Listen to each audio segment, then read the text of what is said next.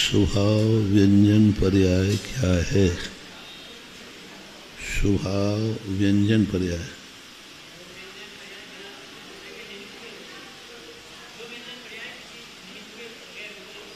निमित्त के बिना होती है, उसे स्वभाव व्यंजन पर्याय। जैसे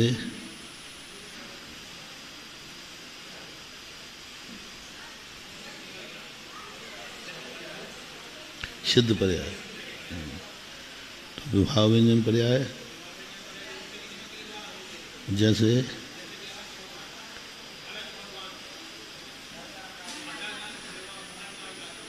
अरहंत भी आ जाएगा।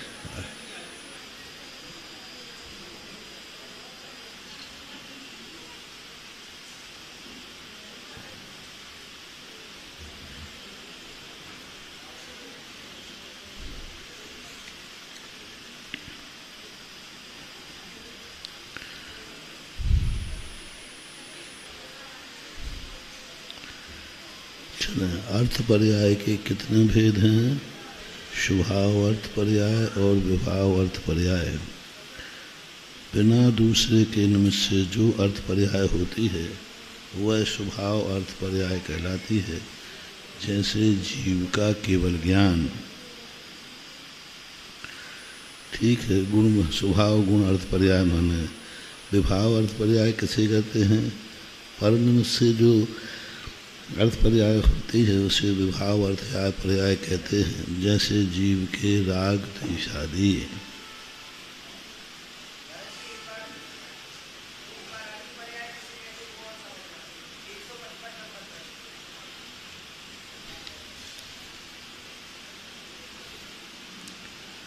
अर्थ पर्याय से हो गया था नगर। प्रदेशत्व गुण को छोड़ करके अन्य गुणों की पर्याय को अर्थ पर्याय कहते हैं। हमने कहा था ना कि ये परिभाषा ठीक नहीं है, क्योंकि ऐसा कोई गुण नहीं है जिसकी कोई अर्थ पर्याय न होती हो। जब केवल ज्ञान गुण की पर्याय अर्थ हो सकती है तो अन्य गुणों की भी पर्याय है। अब इन्होंने राग द्वेष आदि पर्याय कह दी। जैसे मति ज्ञान आदि भी, ये भी विभाव गुण पर अर्थ पर्याय में, व्यंजन पर्याय में जाती हैं। तो यहाँ जो परिभाषा जो बना रहे हैं पंडित जी साहब, उस अर्थ को अंतर लेकर के है।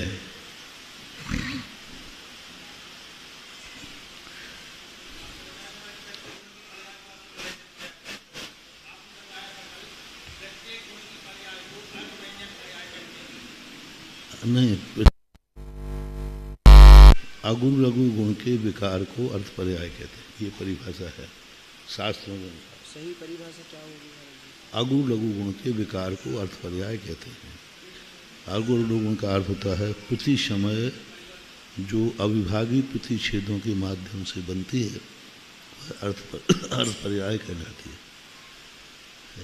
और अगुण लघु गुण ही एक समय में जितने भी राग द्वेष आदि करते हैं, जितने भी परिणाम होते हैं, एक समयवर्ती ही परिणाम होता है। दूसरे समयवर्ती परिणाम ही होता है। एक समय का जो परिणाम है वो एक समयवर्ती एक सही रहे, एक समय दूसरा परिणाम बिल्कुल भिन्न है।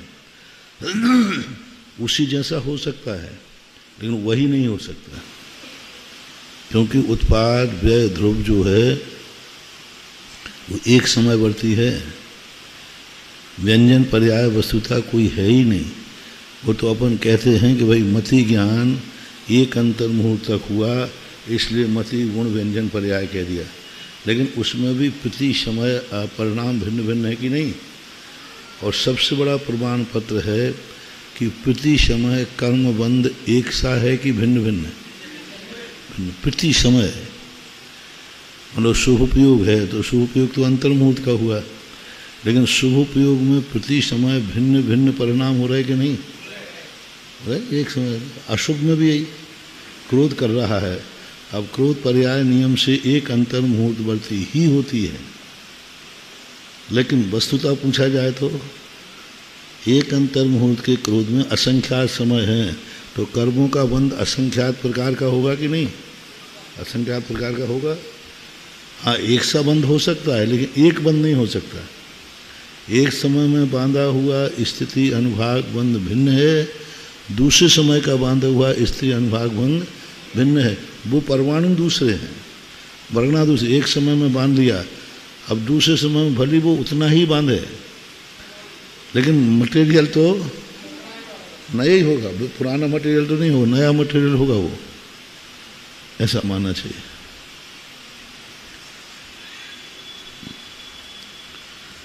इसलिए इन पर जो परिभाषाएं दी हैं, इन परिभाषाओं को थोड़ा गौण करना, क्योंकि ये परिभाषाएं उसने निर्दोष नहीं है।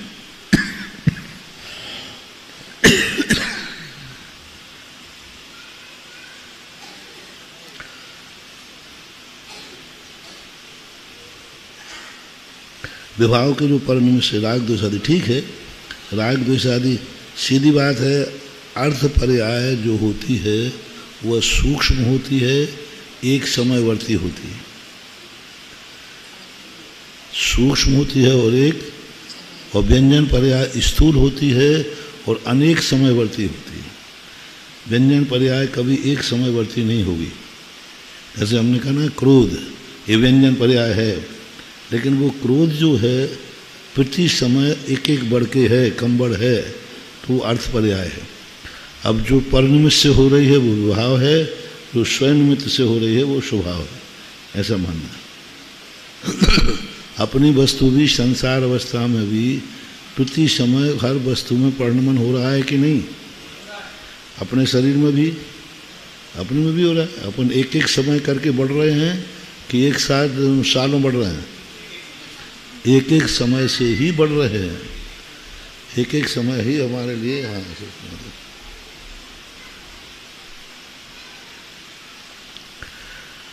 उत्पाद किसे कहते हैं? द्रव्य में नवीन पर्याय की उत्पत्ति को उत्पाद कहते हैं, ठीक है। व्यय किसे कहते हैं? द्रव्य की पूर्व पर्याय के त्याग को व्यय कहते हैं। द्रव्य किसे कहते हैं? प्रतिविज्ञान के कारणभूत द्रव्य की किसी अवस्था की नित्यता को द्रव्य कहते हैं। बहुत अच्छा, हालांकि परिभाषा अच्छी बनाई, सरल कर दी उन्होंने। सब लोग द्रव्य को क्या मानते हैं? द्रव्य मानते हैं द्रव्य को। उत्पाद व्यय को तो पर्याय कहते हैं, और द्रव्य को क्या कहते हैं? द्रव्य।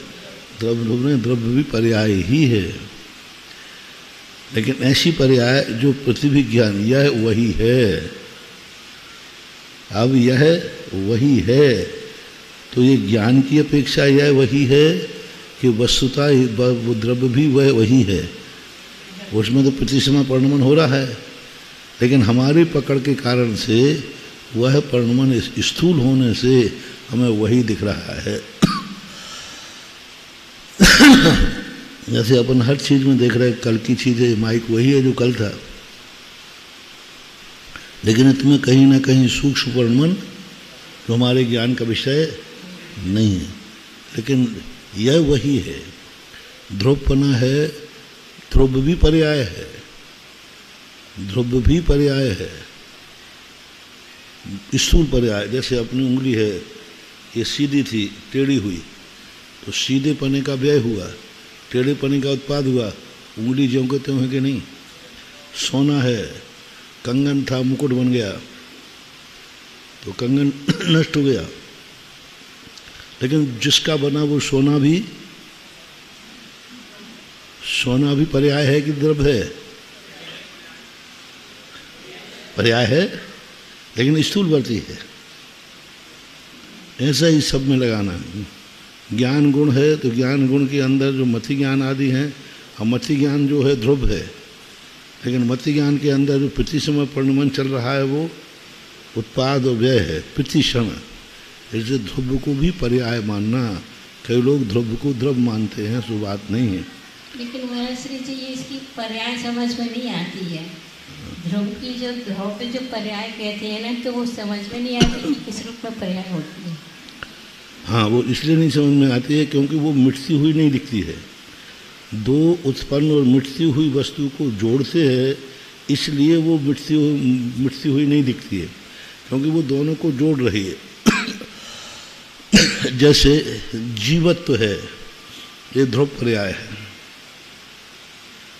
जीवत्व जो है और सरल करता हूँ, जीव है ना, तो जीव का जीवत्व जो है वह द्रव्य है कि भाव है? भाव है। तो ये ध्रुव पर्याय है। अब ये कब तक रहेगा? कभी मिटेगा जीवत्व? तो ये ध्रुव पर्याय हो गई। लेकिन ध्रुव पर्याय हो करके भी भाव पर्याय है कि नहीं? लेकिन कभी मिटेगी नहीं। तो परिणमन तो हो रहा है ना, परिणमन तो जो हो रहा है तो वो जीवत्व में लेकिन जीवत्व पना पहले तो अपन ऐसे समझो, जीवत्व भाव है कि द्रव्य है? जीवत्व तो भाव है। भाव है तो पर्याय है जी। भाव को पर्याय करो। लेकिन वो जीवत्वपना कभी नष्ट होगा क्या? नहीं होगा। नहीं होगा। लेकिन उस जीवत्व में प्रति समय परिणमन हो रहा है कि नहीं? लेकिन अपन ने ये तो कह दिया ना, जैसे आपने अभी कहा कि उंगली है तो उसका व्यय और उत्पाद तो देखने में आ रहा है, लेकिन जो अंगुली की जो परिणमन जीवत्व में कहाँ उत्पाद देखने में आ रहा है? जीवत्व पारणामिक भाव को समझा रहा हूँ। जीवत्व पारणामिक भाव है कि नहीं? जी है। भाव है कि द्रव्य है? भाव है। और भाव से पर्याय है। तो अब जीव में अनादिकाल से जीवत्वपना कम मिटा है, लेकिन फिर भी पर्याय है। हाँ, वो तो मिटना भी कभी नहीं है और फिर भी पर्याय उसको कहा जा रहा है। तो ये इसलिए वो यही अनादि अनंत पर्याय इसी को बोलते हैं। अच्छा। अनादि अनंत पर्याय जो होते हैं अपन अभव में ही लगा लेते हैं, पर अनादि अनंत पर्याय अभव में ही नहीं है, प्रत्येक द्रव्य में, ज्ञान में। अब ज्ञान में जो जानन का जो परिणमन है, प्रति समय ज्ञान जान रहा है कि नहीं? कि कभी नहीं जानता है? नहीं, स्वभाव तो ठीक हो गया, लेकिन वो जानने का कार्य भी प्रति समय कर रहा है, कभी रुकता है? कभी नहीं रुकता। कभी नहीं रुकता। तो अब ये जो जानन, तो ये जानना जो उसका जानना गुण है कि उसका भाव है? भाव है।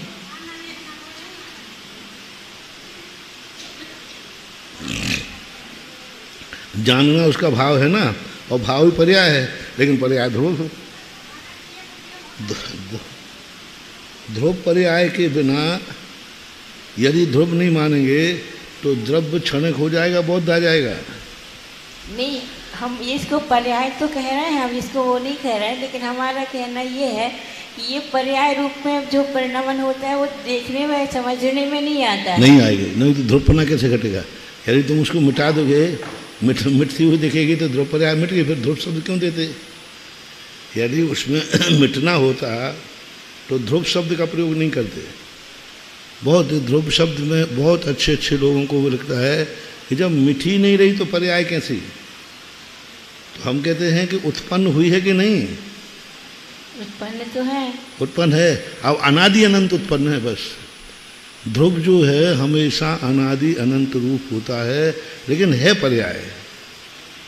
जैसे हमने कहा जीव में जीवत्वपना जो है तत्व है, तत्व स्वभाव है, भाव से पर्याय है। लेकिन ये जीवत्वपना कब उत्पन्न हुआ और कब नष्ट होगा? लेकिन पर्याय, इस पर्याय की तीन बताए थे ना, अनादि अनंत अपर्यवसन, अनादि शांत सपर्यवसन और शादी शांत सपर्यवसन। तो अनादि अनंत पर्याय जो अपन अभव में लगाते हैं, ये अभव में ही नहीं, शम में लगाओ, दर्शन में लगाओ। देखना, दर्शन में जो दर्शन के देखने क्रिया है वो पुद्गल में लगाओ। पुद्गल में जो पुद्गलत्वपना है वो कब से है, कब तक रहेगा? लेकिन द्रव्य तो नहीं है पना, नहीं। द्रव्य बसे ये माना। आश्रव तत्व है। तो तत्व किसका है? जब तक जीव राग द्वेष आदि भाव कर रहा है, राग द्वेष आदि भाव की ध्रुव पर्याय बताओ क्या है? राग द्वेष करना, राग द्वेष निरंतर चल रहा है कि नहीं? संसारी जीव में आज तक कभी राग द्वेष से रहित हुआ क्या? ये ध्रुव पर्याय है। अब राग द्वेष में क्या किया? कभी क्रोध किया, कभी मान किया, कभी मायाचारी, कभी लोभ किया, लेकिन सब उसका नाम संक्षिप्त में क्या है? संसार की ध्रुव पर्याय राग द्वेष है। क्योंकि राग द्वेष बने बिना संसार बन ही नहीं सकता। तो ये संसार की ध्रुव पर्याय हो गई। विभाव ध्रुव पर्याय, विभाव ध्रुव पर्याय मान लो, अभवत्व मान लो, पुद्गल का धर्मत्व मान लो। धर्म द्रव्य में जो गतित्वपना का स्वभाव है वो एक समयवर्ती है कि अनादि अनंत है? अनंत ध्रुव पर्याय है। पंचाशी काय में खोला इसको कि ध्रुव पर्याय जो हैं ये कभी मिटती नहीं है। तो वो कह, सब लोगों की धारणा क्या है अपनी? पर्याय जो है व्यतिरेकणी, उत्पन्न भी होगी और मिटेगी भी।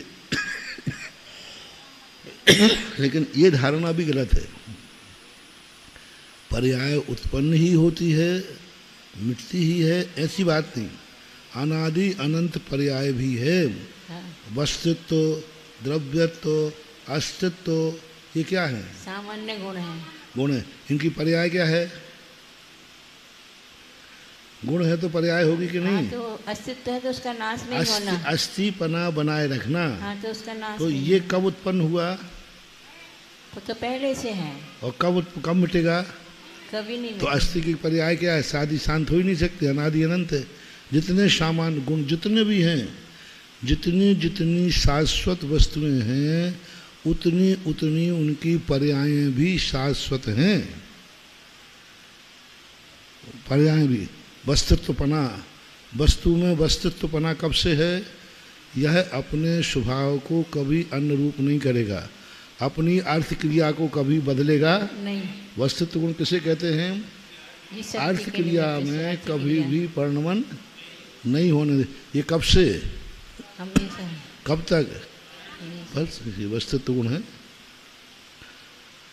तो ये वस्तु गुण में उसका जो कार्य क्या है? वस्तु तो गुण है और उसका कार्य क्या है? द्रव्य की अर्थ क्रिया से वंचित नहीं होने देना, तो सदा से है। जो अकृत्रिम चीजें होती महाराज जी, तो उनमें भी तो परिणमन होता होगा ना? तो जो परिणमन हो रहा है वही ध्रुव रूप में है। मतलब जो आकृतिम जिनाला है, आकृतिम जो भी चीज है, मेरू वगैरह जो भी है, आकृतिम चीजें हैं। इसमें जो व्यंजन पर्याय की प्रदेशत्वपना आकार है तो पर्याय ना वो। हाँ। लेकिन अनादि अनंत है। प्रदेशत्व उन पुद्गल परमाणुओं का जो मूर्ति का, पुद्गल परमाणु नहीं, वो तो आ रहे जा रहे, मूर्ति का जो व्यंजन पर्याय क्या है? अनादि अनंत व्यंजन पर्याय मूर्ति की क्या है? अकृत्रिम चैत्य, मेरू आदि, विमान आदि। अब मेरू पर्याय जो है कौन सी पर्याय? ध्रुव पर्याय है। न कभी उत्पन्न हुई और न कभी मिटने वाली, नष्ट होगी। विभाव व्यंजन स्कंध है। कौन की पर्याय है ये? मेरू आदि किसकी पर्याय है? पुद्गल द्रव्य की। पुद्गल द्रव्य की अनादि अनिधन, जो पहले कहा था ना, अनादि अनधन अपर्यावसन, कभी नाश नहीं हुआ मेरू का। लेकिन मेरू में उत्पाद व्यय है कि नहीं? है। अरे वैसे नहीं होगा, वहां से मिट्टी निकाल लेगा कोई, लेकिन मेरूपना खत्म नहीं होगा। कोई कितना भी प्रयास करे मेरूपना खत्म नहीं होता। प्रत्येक जीव में मानो पुद्गल द्रव्य है तो क्या पुद्गलत तो कभी खत्म होगा? नहीं होगा। कितनी लकड़ी को जला दी, राख हो गया, लेकिन पुद्गल पना, पुद्गल नहीं। पुद्गलत। हाँ, क्योंकि पुद्गल कहती तो वो द्रव्य चला गया, उसमें तो कोई संदेह है ही नहीं। लेकिन पुद्गल और पुद्गल पना ये दोनों अभिनाभावी संबंध है कि नहीं? है। तो पर्याय में भी अभिनाभावी संबंध होता है। जहाँ जहाँ जीव है वहाँ वहाँ जीवत्व है। जहाँ जहाँ जीवत्व है वहाँ वहाँ जीव है। जीव सो जीवत तो नहीं और जीवत सो जीव नहीं। अनादिकाल से बना है, अनादि अनंत पर्याय है। अकित्व मुसी तो कहेंगे नहीं, स्वभाव से बना हुआ है। जैसे तारागण वगैरह स्वभाव से बने हैं, मेरू स्वभाव से बना है, आकाश द्रव स्वभाव से बना है। धर्म द्रव कब से हैं? अवश्य। किन्हू न करे न धरे को षड द्रव्य महीना, ऐसा है ना। एक किसी ने न किया है न धरा है, कुछ नहीं। कितना स्वाभाविक मन चलता है, देखो अपने आप चल रहा है। लेकिन उस मूर्ति में प्रति क्षण उत्पाद व्यय हो रहा है कि नहीं? हो रहा है। अनंत जीव असंख्या जीव मर रहे हैं और असंख्या जीव नए आ रहे हैं। पृथ्वी काय है, मूर्ति कौन से मिलेंगे? पृथ्वी कायक है। हाँ, पृथ्वी कायक है। ये विमान क्या है? पृथ्वी कायक है। पृथ्वी कायक है। सचित है ये विमान आदि जितने हैं सचित हैं। असंख्या जीव हैं, पृथ्वी का है। चंद्रमा सूर्य सब पृथ्वी काय हैं। सिद्धसरा कायक है, जीव हैं। ये सब पृथ्वी वगैरह सब क्या है? सब कायक हैं। अपनी मूर्ति भी जो है ये भी कायक है, ये भी का। इनमें भी जीव उत्पन्न होते रहते, मरते रहते।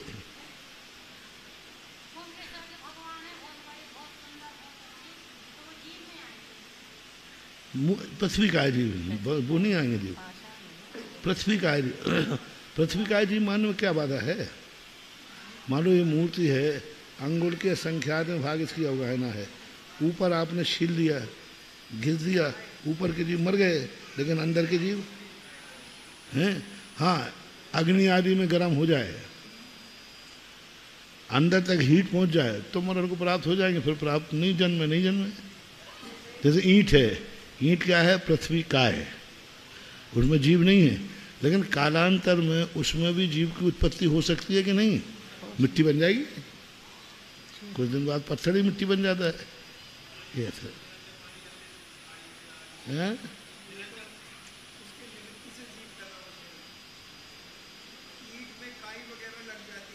वो वनस्पति का है, वो वनस्पति का है। पृथ्वी का है, पृथ्वी का है जीव भी जब वो मिट्टी बन जाए, इतनी मुलायम हो जाए, उसमें जीव उत्पन्न हो सकता है। तो कोई भी वस्तु दुनिया में है, उसमें उसके पने के बिना हो ही नहीं सकती। और पना ही पर्याय है और पना ही ध्रुव है। अब देखो, ध्रुव पर्याय बिल्कुल सरल कर दी हमने, बहुत सरल। जीवत तो पना, अपन त्वा को तो भाव मानते कि नहीं? ये तो सब जानते। प्रत्यय भाव में ही रखते भाव में, और भाव का अर्थ पर्याय है, और वो पर्याय अनादिनंत है, वो ध्रुव है। अब इस ध्रुव पर्याय के बिना क्या अपन कभी उत्पाद व्यय घटा सकते हैं? नहीं घटा सकते। किसमें घटा? मान लो ध्रुव पर्याय नहीं होती तो बौद्ध आ जाता है। बौद्ध यही तो कर रहा है, ध्रुव नहीं मानता। वो कहता है जीव मिट गया, क्षणिकवादी है, क्षणिकवादी। उनके पास बस ध्रुव पर्याय नहीं है। जीव को तो वो मानते हैं जी, जीव को तो मानते हैं, ऐसी बात नहीं है जीव नास्तिक नहीं है। जीव को मानते हैं, जीव का जन्म और मरण मानते हैं, लेकिन बस ध्रुव पर्याय नहीं मानते बौद्ध। और ध्रुव पर्याय के बिना वो कहते पूरा द्रव मिट गया और नया ही द्रव उत्पन्न हुआ है। से है जैनाचार्य धर्म।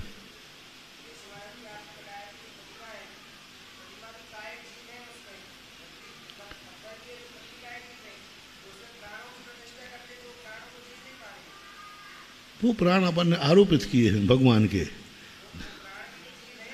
वो प्राणी वो आरोपित है, साक्षात नहीं है, आरोपित है। मान लो यह है, मान लो तुमने अभी शतरंज का घोड़ा मान लिया तो वो जीवित घोड़ा नहीं हो गया, अपने भावों से जीवित हो गया। तो भावों से तो अपन को हिंसा का दोष आएगा, भावों को तो अपन पुण्य का दोष आएगा। जैसे किसी ने आटे का मुर्गा बनाया, मैं मुर्गे को मार रहा हूँ, तो भाव हिंसा होगी कि नहीं? लेकिन क्या मुर्गा मरा? नहीं। इसी प्रकार ये भगवान नहीं है, लेकिन मैं इनको भगवान मानता हूँ, तो हमें भगवान मानने का पुण्य लगेगा कि नहीं? जब मुर्गे को मुर्गा मानने का, बहुत सरल उदाहरण दे रहा हूँ, मुर्गे को मुर्गा मानने पर मुर्गे काटने का दोष है, मुर्गे को मुर्गा मानकर काटने पर मुर्गे की हत्या का दोष लगेगा कि नहीं? इसी प्रकार भगवान की मूर्ति को भगवान मानने पर भगवान को मानने का पुण्य लगेगा कि नहीं? लगेगा। बस यदि यहाँ पुण्य नहीं है तो पाषाण की मूर्ति है, अपने भगवान मानने से क्या होता है, तो फिर वहाँ आटे की मुर्गा को मानने से भी क्या होता है? ये तो आगम में कथा है कि नहीं है। और उसका फल भी बताया कि छुल्लक सुल्लगानी को वो बलि के लिए ले गए थे ना, हाँ बलि के लिए, तो उस समय कहा कि ऐसा क्यों? बोले तुमने एक बार ऐसे मुर्गे को चढ़ाने का भाव किया था। तो तर्क देखो कितना बढ़िया है। जब पाप का संकल्प करने से उसको पाप का बंध होता है, हमने इसको पुण्य का संकल्प किया तो हमें भी पुण्य का बंध होगा।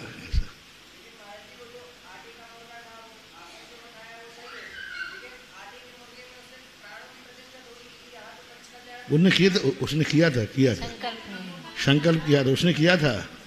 मैं नहीं किया था, प्रतिष्ठा करके काटते हैं, ऐसे नहीं काटते। जो बलि चढ़ाने वाले होते हैं वो उसकी प्राण प्रतिष्ठा करते हैं। कौन? मुर्गे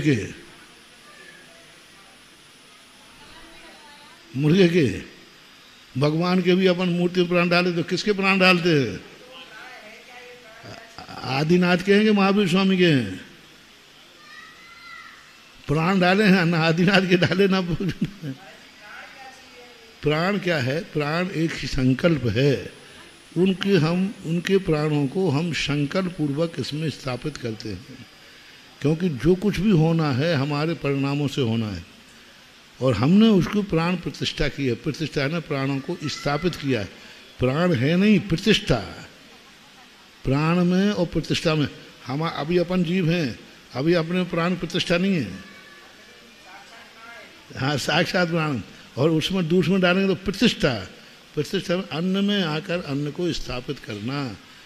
सो अयम, स्थापना निक्षेप किसे कहा था? सो अयम, वह है ऐसा। अब अपन में नहीं कहेंगे, अपनी आत्मा में अभी अपन जीवित है ना, तो कोई नहीं ये वह है, नहीं है ही नहीं, मैं तो हूँ ही ऐसा।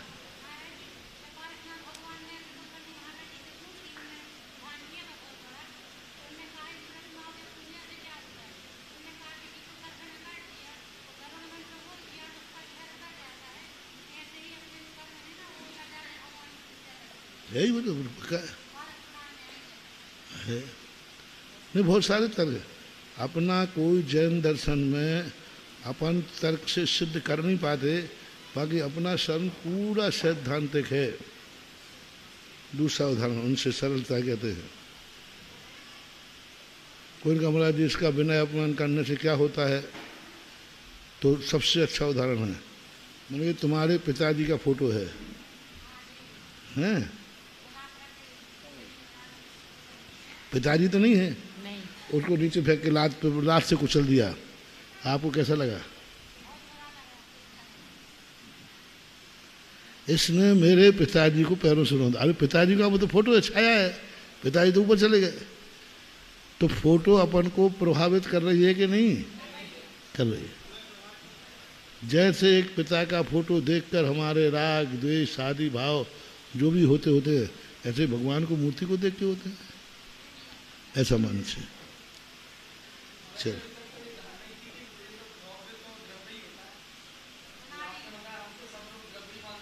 सब मन बहुत, सब लोग कहते उत्पाद व्यय और द्रव्य ज्यों कहते हैं। बस देख, बस है बाकी द्रव्य है नहीं, क्योंकि जीवत्व क्या है, कब उत्पन्न हुआ और कब नाश होगा, सब में लगा लेना। ज्ञान में ज्ञानत्व बना, जानन हारा जो है जान रहा है, वो कब से जान रहा है, कब तक जानेगा? तो ये जानन रूप जो पर्याय है, ध्रुव पर्याय है। अब क्या जाना देखना, जानना जानन हारा, ये क्या है? ध्रुव। अब क्या जाना? प्रवेश का जानी, ये क्या हुई? उत्पाद। अभी अपन क्या जानेंगे? सर्वार्थ सिद्धि। इसका व्यय हो जाए। अब ये बदला है, लेकिन जानन रूप जो पर्याय है जानन रूप पर्याय है, ज्ञान नहीं है। मतलब वो पर्याय भी परिणमन में हुई, क्योंकि अभी जैन सिद्धांत प्रवेशिका के रूप में देख रहे थे, फिर सर्वासिद्धि देखने लग गए, तो उसमें जाननहारे में भी तो परिणमन हो गया, मतलब हो गया। पर जाननहारा सामान्य बना हुआ है कि नहीं हुआ, पर उसमें कमी नहीं आई। आपने विषय बदला है, क्रिया बदली क्या? अपन आंख से देख रहे हैं तो अपन सामने देख रहे हैं, अब इधर देख रहे हैं, क्या देखने लोग क्रिया बदली? आपने क्या बदल दिया है? अभी इधर देख रहे थे, अब इधर देख रहे, लेकिन आंख कहती मैं तो उधर भी देखने का काम कर रही थी, इधर भी। जो देखन रूप क्रिया है आंख में वो ध्रुव है। सुनने रूप क्या शब्द सुना अपन ने, अभी जन सिद्धांत प्रवेश का सुन रहे, फिर बाद में सर्वार्थ सुने, लेकिन कान तो सुनने की जो सुनने की क्रिया है वो ध्रुव है। हर चीज में लगा दो, माइक है, अपन ने बोला अभी एक शब्द दूसरा, लेकिन इसमें सुनाने की जो क्रिया है वो ध्रुव है कि अध्रुव है? ध्रुव। माइक जब से माइक बना है तब से वो सुनाने की, हाँ, बिगड़ा हुआ माइक नहीं माइक यदि है तो उसमें सुनाने की क्षमता थी, किसी ने डाली नहीं है, वो उत्पन्न। अब हमने शब्द जो बोला, अभी महावीर बोल रहा है, फिर शब्द बोलेंगे, शब्दों को पकड़ने के बाद, लेकिन पकड़ने की क्रिया जो है, जल का स्वभाव शीतलता, शीतल नहीं, शीतलता, शीतल गुण है, शीतलता गुण नहीं है। हाँ। शीतल तो गुण हो गया कि नहीं? जी जी। लेकिन शीतलता पर्याय, पर्याय, ये कब से है? हमेशा से। ये ध्रुव पर्याय है। बहुत अच्छा भाई, बहुत अच्छी समझ। शीतलता ये कब से है, कब तक है?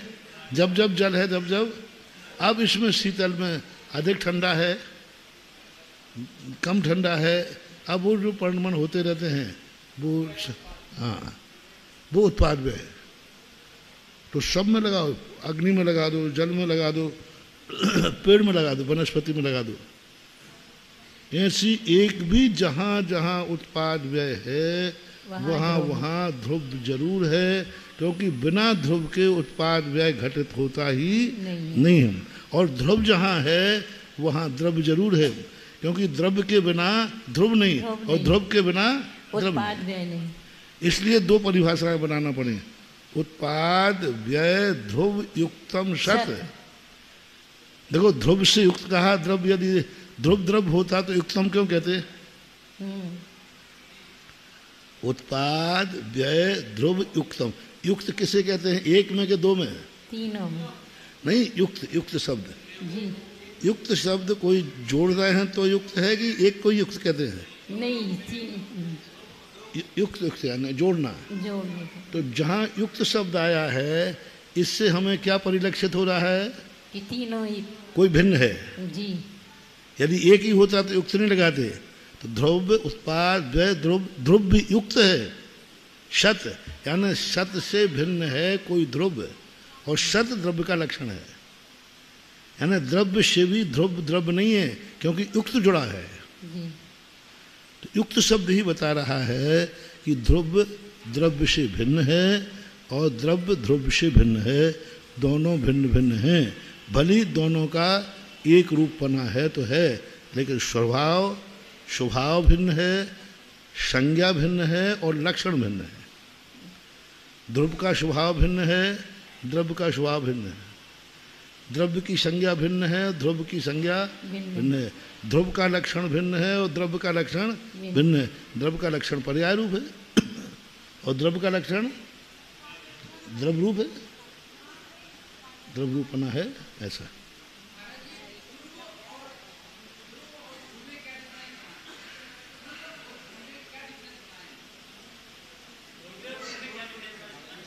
काय में गुण एक द्रव्य का गुण है, द्रव्य के आधार आदि संबंध है जो द्रव्य का कार्य करते हैं, और उन गुणों की पर्याय होती है वो द्रव्य है।